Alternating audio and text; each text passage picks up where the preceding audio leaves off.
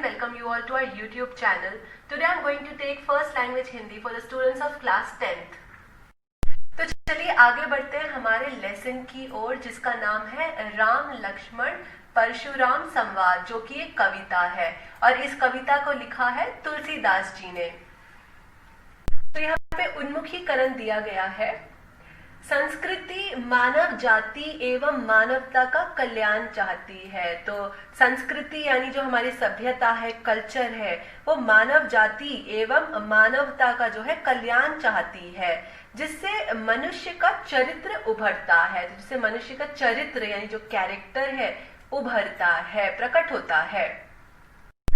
संस्कृति का एक अंग साहित्य भी है। साहित्य यानी लिटरेचर भी है, जिसमें मानवीय संस्कृति यानी ह्यूमन कल्चर, आदर्श व सामाजिक घटना यानी सोशल इवेंट्स प्रतिबिंबित होती है, यानी रिफ्लेक्ट होती है। तो चलिए आगे बढ़ते हैं कुछ प्रश्नों की ओर। तो यहाँ पे पहला प्रश्न क्या है? संस्कृति से क्या आशय है? तो संस्कृति का अर्थ है नागरिकता यानी सिटीजनशिप या संस्कार यानी कल्चर। किसी भी देश के आचार विचार, रीति रिवाज, वेशभूषा, ललित कलाएं यानी जो फाइन आर्ट्स होते हैं, धार्मिक यानी रिलीजियस, सामाजिक यानी सोशल, नैतिक यानी मॉरल, तो इन सारे विषयों का सम्मिलित यानी मिला जुला रूप ही संस्कृति कहलाती है। अगला प्रश्न क्या है? चरित्र निर्माण में संस्कृति की क्या भूमिका है? तो चरित्र निर्माण में यानी हमारा जो कैरेक्टर है उसे बनाने में संस्कृति यानी कल्चर मानव जाति और मानवता का कल्याण करती है, और यह हमारे चरित्र के विकास का यानी डेवलपमेंट का आधार है। आधार यानी बेस है, फाउंडेशन है। तो चलिए आगे बढ़ते हैं उद्देश्य की ओर। तो ये प्रस्तुत कविता राम लक्ष्मण परशुराम संवाद, तो इसका जो उद्देश्य क्या है? तो विद्यार्थियों में काव्य यानी कविता के प्रति रुचि उत्पन्न करना, अन्य कवियों की रचनाओं से तुलना करने की क्षमता का जो है विकास करना, अलंकारों का परिचय करना, अलंकार यानी फिगर ऑफ स्पीच का परिचय करना, तथा उसके आधार पर काव्य सृजन यानी कविता को क्रिएट करने की प्रेरणा यानी इंस्पिरेशन देना इस पाठ का उद्देश्य है। तो आगे बढ़ते हैं विधा विशेष की ओर। तो यह चरित्र प्रधान कविता है। तो चरित्र प्रधान यानी जो कैरेक्टर रेंडरिंग कविता है, और इसकी शैली जो है चौपाई, मतलब जो लिखने का ढंग है वो चौपाई है। तुलसीदास से पहले सूफी कवियों ने जो है उन्होंने भी अवधी भाषा में दोहा, चौपाई, छंद का प्रयोग किया था। तो तुलसीदास से पहले जो अवधी भाषा में जो है सूफी कवियों ने भी जो है चौपाई लिखी थी, जिनमें से सबसे प्रसिद्ध है मलिक मोहम्मद जायसी द्वारा रचित पद्मावत काव्य उल्लेखनीय है, यानी काफी प्रसिद्ध है और पढ़ने लायक है। तो चलिए आगे बढ़ते हैं कवि परिचय की ओर।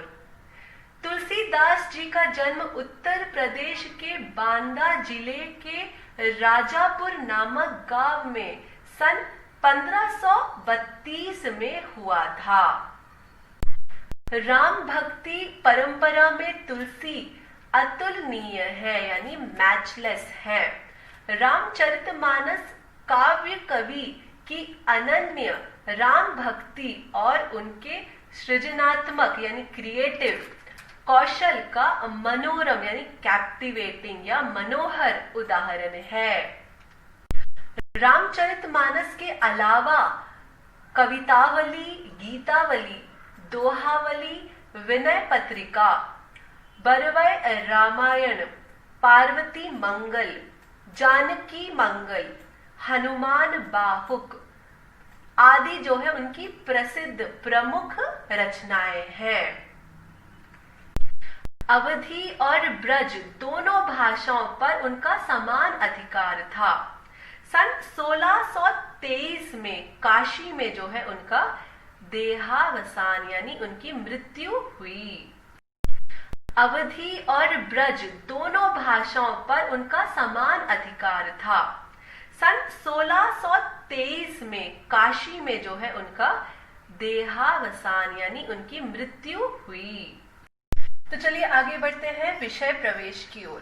तो प्रस्तुत अंश रामचरितमानस के बाल कांड से लिया गया है। तो ये प्रस्तुत जो कविता है उसका हिस्सा जो है रामचरितमानस के बाल कांड से लिया गया है। तो इस प्रसंग की विशेषता, प्रसंग यानी जो थीम है, जो टॉपिक है, उसकी विशेषता है कि इसमें लक्ष्मण की वीर रस से पूर्ण यानी उत्साह से भरी हुई व्यंग्योक्तियों यानी जो मजाक, हंसी मजाक होता है, एक सरकाजम होता है, उसके साथ साथ व्यंजना शैली, व्यंजना यानी भाव, तो व्यंजना शैली की भी जो है सरस, सरस यानी मधुर अभिव्यक्ति यानी एक्सप्रेशन, तो अभिव्यक्ति हुई है। चलिए आगे बढ़ते हैं हमारी कविता की ओर। तो यहाँ पे पहली कविता में क्या है? नाथ शंभुधनु भंज निहारा, होई ही केउ एक दास तुम्हारा, आयसु काह कहिया किन मोही, सुनी रिसाई बोले मुनि को ही। तो यहाँ पे नाथ यानी स्वामी, शंभु धनु यानी शिव का धनुष, भंजनिहारा यानी तोड़ने वाला, आयसु यानी आज्ञा, मोही यानी मुझे, रिसाई यानी क्रोध कर, कोही यानी क्रोधी, काह यानी क्यों, कहिया यानी कहते हैं, किन यानी क्यों नहीं। पंक्ति का ये भाव है कि सीता जो है स्वयंवर में धनुष भंग करने के बाद परशुराम अत्यंत क्रोधित होकर जनक की सभा में आते हैं और वे धनुष तोड़ने वाले के बारे में पूछते हैं। तब राम जो है बड़ी विनम्रता से कहते हैं कि हे नाथ, इस धनुष को तोड़ने वाला आपका कोई दास ही होगा, कृपा कर आप अपने यहाँ आने का कारण बताइए। और यह सुनकर परशुराम और क्रोधित होकर बोले कि सेवको सो जो करे सेवकाई, अरि करनी करी करिया लड़ाई, सुनहु राम जेहि शिव धनु तोरा, सहस बाहु समसो रिपु मोरा। तो यहाँ पे जो है सेवकाई यानी सेवा, अरि करनी यानी शत्रु कर्म, करी यानी करके, लड़ाई यानी लड़ाई, जेही यानी जिसने, तोरा यानी तोड़ा या तोड़ना, सा यानी वह, सम यानी समान, रिपु यानी शत्रु, मोरा यानी मेरा। तो इस प्रस्तुत पंक्ति में जो है परशुराम क्रोधित होकर कहते हैं कि सेवक वह है जो सेवा का काम करे, वह शत्रुता का काम नहीं करता। हे राम, तुम सुनो, जिसने यह शिव धनुष तोड़ा है वह सहस्त्र बाहु के समान मेरा शत्रु है। सो बिलगाऊ बिहाई समाजा, नाता मारे जही सब राजा, सुनी मुनि बचन लखन मुस्काने, बोले परसु धरही अब माने। सो यानी उसे, बिलगाऊ यानी अलग करके, बिहाई यानी छोड़कर, जय ही यानी जाएंगे, लखन यानी लक्ष्मण को लखन कहते हैं, मुस्काने यानी मुस्कुराना, परसु धरही यानी परशुराम को, अवमाने यानी अपमान करके। तो इस प्रस्तुत पंक्ति का ये भाव है कि सीता स्वयंवर में शिव धनुष भंग होने पर क्रोधित परशुराम कहते हैं कि जिसने भी यह शिव धनुष जो है उसे तोड़ा है वह राजा समाज से अलग हो जाए, नहीं तो एक के जो है धोखे में सभी राजा मारे जाएंगे। मुनि की क्रोध भरी बातें सुनकर फरसा धारण करने वाले जो परशुराम का अपमान करते हुए लक्ष्मण जो है मुस्कुराते हैं या मुस्कुरा देते हैं। बहु धनु ही तोरी लरिकाई, कबहू न असी रिस किन्ही गोसाई। ये ही धनु पर ममता के ही हेतु, सुनी रिसाई कहा भृगुकुल केतु।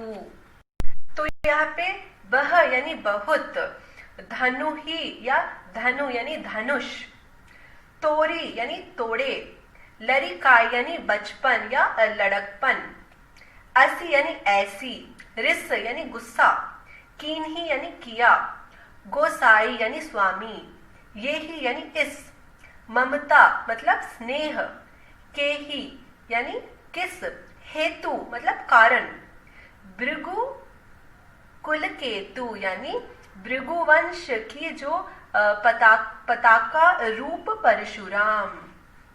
चलिए आगे बढ़ते हैं कुछ प्रश्नों की ओर। तो यहाँ पे पहला प्रश्न क्या है, शिव धनुष के तोड़े जाने का कारण क्या है। तो शिव धनुष इतना भारी था कि किसी ने नहीं उठाया और वह वर्षों से यानी काफी सालों से जनक के घर में पड़ा था। एक बार सीता जी ने घर की सफाई करते समय शिव धनुष जो है उठाकर दूसरे स्थान पर रख दिया।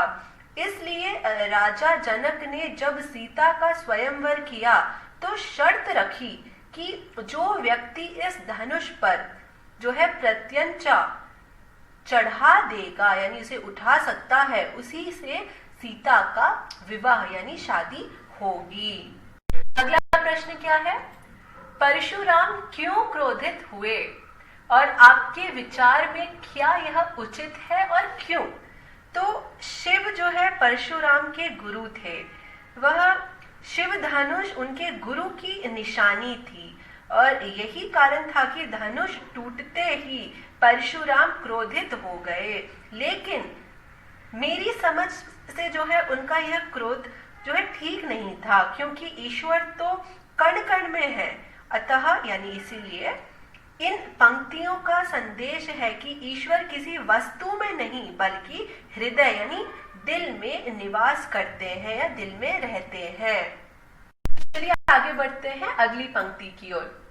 रे नृप बालक काल बस बोलत तो ही न संभार, धनु ही सम त्रिपुरा रिधनु विदित सकल संसार। तो यहाँ पे नृप बालक यानी राजपुत्र, राजा का बेटा, काल बस यानी मृत्यु के वश होकर, तो ही यानी तुझसे, संभर यानी संभल कर, धनु ही यानी धनुष, सम यानी बराबर, त्रिपुरारी धनु यानी शिव धनुष को कहते हैं त्रिपुरारी धनु, विदित यानी ज्ञात है या परिचित, सकल यानी संपूर्ण। तो इस प्रस्तुत पंक्ति में जो है, अरे राजपुत्र, काल के वश होने के कारण तुझे बोलने का कुछ भी होश नहीं है, क्योंकि सारे संसार में जो है विख्यात यह धनुष शिव जी के समान है। अगली पंक्ति में क्या दिया है, लखन कहा हसी हमरे जाना, सुनहो देव सब धनुष समाना, का छति लाभू जून धनु तोरे, देखा राम नयन के भोरे। यानी लखन यानी लक्ष्मण, हसी यानी हंसकर, हमरे यानी मेरे, जाना यानी ज्ञान में, का यानी क्यों, क्षति यानी हानि, जून यानी पुराना, तोड़े यानी तोड़ने से। तो इस प्रस्तुत पंक्ति में जो है लक्ष्मण जी ने हंसकर कहा, हे देव सुनिए, हमारे जानने में तो सभी धनुष एक से ही है, पुराने धनुष के तोड़ने में क्या हानि या लाभ है। श्री रामचंद्र जी ने तो इसे नवीन के धोखे से देखा था। अगली पंक्ति में क्या है? छुअत टूट रघुपति हूँ ना दोसु, मुनि बिनु काज करिया कत रोसु, बोले चितय परसु की ओरा, रे सट सुनेही सुबहु न मोरा। तो यहाँ पे छुअत यानी छूते ही, रघुपति हूँ यानी राम का, दोसु यानी दोष, बिनु यानी बिना, काज यानी काम या कार्य को कहते हैं काज, करिया यानी कर रहे हो, कत यानी क्यों, रोसु यानी क्रोध गुस्सा, चितय यानी देख कर, परसु यानी कुल्हाड़ी के समान एक शस्त्र, ओरा यानी ओर या तरफ, सठ यानी मूर्ख, सुनेही यानी सुना है, सुभाऊ यानी स्वभाव, मोरा यानी मेरा। तो इस प्रस्तुत पंक्ति का क्या भाव है? यहाँ पे फिर यह तो छूते ही टूट गया, इसमें रघुनाथ जी यानी राम जी का भी कोई दोष नहीं है। मुनि आप बिना ही कारण किस लिए क्रोध करते हैं? तो परशुराम जी अपने फरसे यानी जो उनका शस्त्र है उसकी ओर देखकर बोले, अरे दुष्ट, तूने मेरा स्वभाव नहीं सुना। बालको बोली बधाओ नहीं तो ही, केवल मुनि जड़ जानही मोही, बाल ब्रह्मचारी अति कोही, विश्व विदित क्षत्रिय कुल द्रोही। तो यहाँ पे बोली यानी जानकर, बधाओ यानी बध करता हूं, तो ही यानी तेरा, जड़ यानी मूर्ख, जानही यानी जानता है, मोही यानी मुझे, ब्रह्मचारी यानी नियम का पालन करने वाला, कोही यानी क्रोधी, विश्व विदित यानी संसार प्रसिद्ध, संसार में फेमस, क्षत्रिय कुल यानी क्षत्रियों, द्रोही यानी शत्रुता करने वाला। तो इस प्रस्तुत पंक्ति में मैं तुझे बालक जानकर नहीं मारता हूँ, अरे मूर्ख, क्या तू मुझे निश मुनि ही जानता है? मैं बाल ब्रह्मचारी और अत्यंत क्रोधी हूँ, क्षत्रिय कुल का शत्रु तो विश्व भर में विख्यात हूँ। भुजबल भूमि भूप बिनु कीन्ही, विपुल बार मही देवही दीन्ही, सहस बाहु भुज छेद निहारा, परसु बिलोकु महिप कुमारा। तो यहाँ पे भुजबल यानी भुजाओं के बल पर, भूप यानी राजा, विपुल यानी बहुत बार, महिदेवहन यानी ब्रह्मांडों के लिए, सहस बाहु यानी सहस्त्र बाहु नामक राजा या जिसका वध परशुराम ने किया था, भुज यानी भुजा, छेद निहारा यानी काटने वाला, बिलोकु यानी देखकर, महिपकुमार, महिप कुमार यानी राजकुमार। तो इस प्रस्तुत पंक्ति में जो है परशुराम क्या कहते हैं? अपनी भुजाओं के बल से मैंने पृथ्वी को राजाओं से रहित कर दिया और बहुत बार उसे ब्रह्मांडों जो है उनको भी दे डाला। हे राजकुमार, सहस्त्र बाहु की भुजाओं को काटने वाले मेरे इस फरसे को देखो, यानी जो शस्त्र है उसको देखो। तो हमारा पाठ जो है यहाँ पे समाप्त होता है।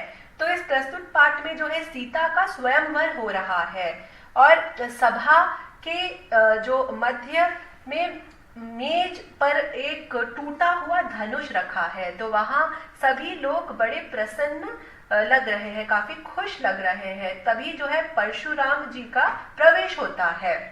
परशुराम कहते हैं, कौन है वह पापी, किसने इस शिव धनुष को तोड़ा है? तो आज वह मेरी कुल्हाड़ी से नहीं बच सकता। तो परशुराम बड़े क्रोधित होते हैं कि इस शिव धनुष को किसने तोड़ा है।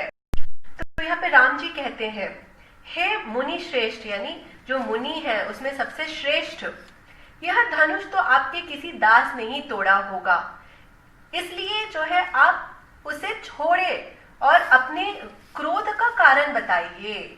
तो परशुराम कहते हैं कि जिसने इस धनुष को तोड़ा है वह मेरा सहस्त्र बाहु के समान शत्रु है, मैं उसे अवश्य दंड दूंगा, सजा दूंगा, उसे इस सभा से तुरंत अलग करो, नहीं तो बेकार में उसके साथ अनेक राजा भी मारे जाएंगे। तभी तक जो है लक्ष्मण कहते हैं, हा हा हा, हे मुनि, हमने बचपन में तो अनेक धनुष तोड़े, कभी किसी ने क्रोध प्रकट नहीं किया, आपने भी नहीं। तो परशुराम कहते हैं, अरे राजपुत्र, यानी राजा के पुत्र, राजा के बेटे, काल के वश में होने के कारण तेरे मुंह से होश पूर्ण वचन नहीं निकल रहे हैं, मतलब आप जो है होश में बात नहीं कर रहे हैं, तू संभल कर नहीं बोल पा रहा है। यह सारे संसार में विख्यात शिव धनुष क्या धनु ही के समान है, यानी हर धनुष से अलग है ये धनुष, क्योंकि ये शिव जी का धनुष है। तो लक्ष्मण कहते हैं, हे देव, सब धनुष एक ही होते हैं, एक जैसे ही होते हैं। मुनि जी, यह धनुष तो छूते ही टूट गया, इसमें राम का कोई दोष नहीं, आप बिना बात क्यों गुस्सा करते हैं। तो क्रोधित होके परशुराम कहते हैं कि अरे मूर्ख, लगता है तूने मेरे स्वभाव यानी जो मेरा बिहेवियर है उसके बारे में कुछ नहीं सुना। मैं जो है तुझे बच्चा समझकर तेरा वध नहीं कर रहा हूँ, मतलब मैं तुझे नहीं मार रहा हूँ क्योंकि मुझे लगता है कि तू बच्चा है। अरे मैं बचपन से ही ब्रह्मचारी हूँ, मैं स्वभाव से प्रचंड क्रोधी हूँ, यानी काफी गुस्से वाला हूँ। मैं धरती के सारे राजाओं का वध कर चुका हूँ और पृथ्वी को जीत कर ब्रह्मांडों को दान कर चुका हूँ। और राजकुमार लक्ष्मण, मेरे फरसे की ओर देख, यानी जो मेरा शस्त्र है उसकी ओर देख, इसने सहस्त्र बाहु यानी हजार बाहु मतलब आर्म्स, तो सहस्त्र यानी हजार, तो सहस्त्र बाहु की भुजाओं को काट डाला है। अरे राजा के बालक लक्ष्मण, तू मुझसे भिड़कर अपने माता पिता को चिंता में मत डाल, अपनी मौत ना बुला। मेरा फरसा जो मेरा शस्त्र है बहुत ही भयंकर है, यह गर्भों में पल रहे बच्चों को भी नाश कर डालता है।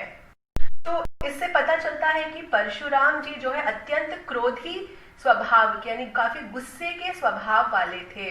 उन्हें अपने क्रोध पर बहुत ही अभिमान था और वे अपने आप को जो है क्षत्रिय कुल द्रोही मानते थे, यानी क्षत्रियों के जो है शत्रु मानते थे अपने आप को। और इससे उनके जाति प्रथा में भी विश्वास का पता चलता है और शिव धनुष पर उनकी आस्था मूर्ति पूजा के नाम पर फैले अंधविश्वास को प्रकट करती है। शिव को वे अपना गुरु मानते थे और शिव धनुष टूटने पर उन्हें लगा कि ये शिव का अपमान हुआ है। वे क्रोधित हो उठते हैं, काफी गुस्से में आ जाते हैं और वाद विवाद करते समय उनकी वाणी में जो है अभिमान स्पष्ट यानी प्राइड जो है दिखता है। मनुष्य और महापुरुष को इस तरह अभिमान नहीं करना चाहिए।